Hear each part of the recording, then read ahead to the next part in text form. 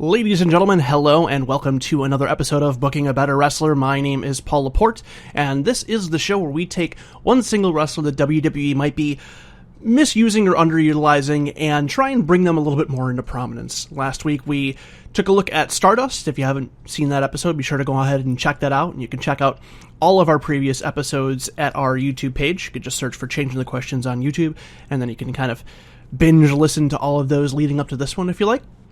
Today we're going to be taking a look at Titus O'Neil. Now, Titus O'Neil has primarily been a tag team wrestler with Darren Young, but I think that there's upside to him as a singles wrestler.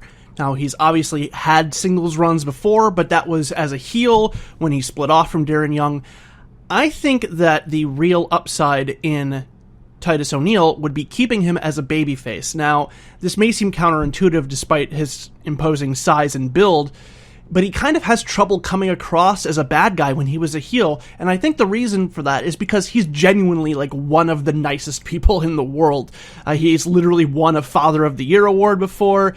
He always does lots of charity work. There's always these stories coming out of Titus O'Neil just getting a bunch of homeless people and then just taking them out to some big extravagant dinner and just paying for everything. Like, he just seems like a really nice guy, so I think we're going to go with that, okay? So we're going to start this off after the Royal Rumble. He's going to have a talk backstage with Darren Young. Titus mentions that he wants to try and make a name for himself as a singles wrestler, and he's going to go after the U.S. title. You know, he says that he still, loves Darren as a friend. He was a great partner, but he just wants to try this on his own. And Darren wishes him the best and says that he'll always be his friend. And then Titus just kind of goes off. They part ways amicably as far as a tag team. Later on that night, Titus is going to have his first singles match against Kalisto, who lost his title match against Alberto Del Rio at the Rumble. Aside from this, I really hope he wins that match, but for this scenario, it's better if Alberto Del Rio keeps the title. And after a hard-fought match, Titus gets the win. They both come out looking like equals. He shakes Kalisto's hand after the match. Everything is very above board. It's very sportsmanlike. And then as that's happening, he gets jumped by the League of Nations. They all come out and they all gang up on him. Kalisto tries to help, but he gets beaten up along with him. And then Titus's partner, Darren Young, comes in to make the save, but the numbers are too much for the three of them and they all get overwhelmed. As they're laying in the ring, Alberto Del Rio grabs the mic and he says that he heard Titus wants his title. And then he tells him that he better make other plans or this sight is going to become commonplace. Next week, Titus cuts a backstage interview saying that it doesn't matter how much he's threatened or what the odds are, he is going for that title. At which point, Alberto Del Rio, the League of Nations, come out and confront him. Words quickly escalate into a fight, and just as it looks like Titus is going to catch another 4-on-1 beatdown, out come Darren Young and Kalisto from the shadows with chairs to fight off the League of Nations. They were prepared for this, they knew it was going to happen, and they helped defend Titus O'Neil. And this sets up a 6-man tag team match for the next week. Alberto Del Rio, Rusev, and Sheamus taking on Kalisto, Titus, and Darren Young. The 6-man tag match comes, and Kalisto, Darren, and Titus get the win. This match is going to show some cracks in the seams of the League of Nations, who seem to be miscommunicating. They're snapping at each other, they're tense, they're blaming each other for slip-ups in the match, and Darren, Kalisto, and Titus get along well, they cooperate, and teamwork allows them to win the match. Once this match is won, this officially sets up a match for Fastlane, Alberto Del Rio taking on Titus O'Neil. Between now and then, Alberto Del Rio cuts a backstage promo on the League of Nations. Alberto Del Rio is getting paranoid. He mentions that Rusev and Sheamus were both former US champions and maybe they want to steal his title from him. And then he tells the two that he doesn't want their help at Fastlane. He'll handle Titus himself. They're only going to make things worse.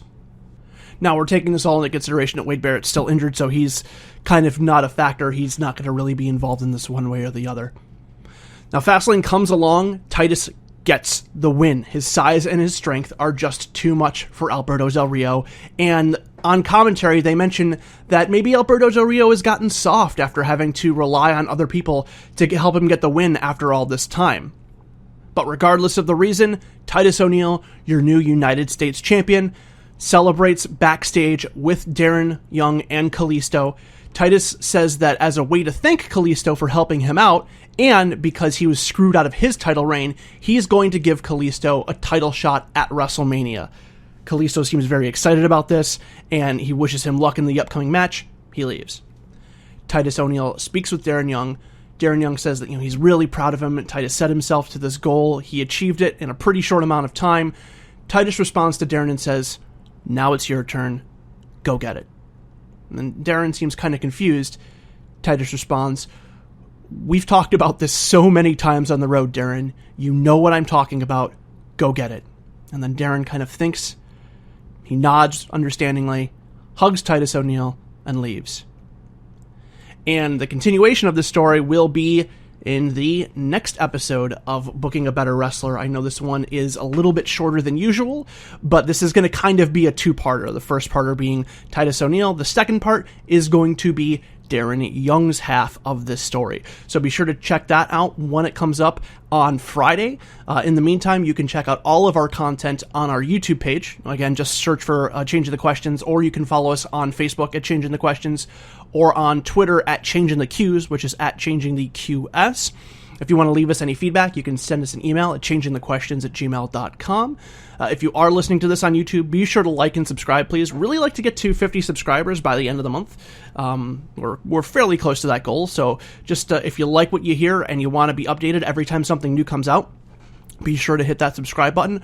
We already have a recorded Royal Rumble pre-show that is probably going to be uploaded either by the time you hear this or very shortly after.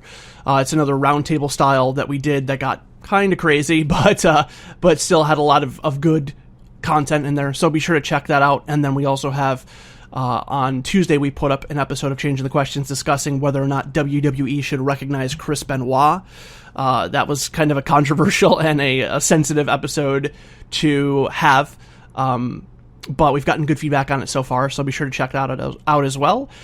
And be sure to just go into the archives, and if you haven't listened to any of our old episodes of Booking a Better Wrestler, there's been some really great ones that we've done that I've got a lot of really positive feedback on. So check those out, let us know what you think, and we will see you Friday for the Darren Young episode of Booking a Better Wrestler. Take care.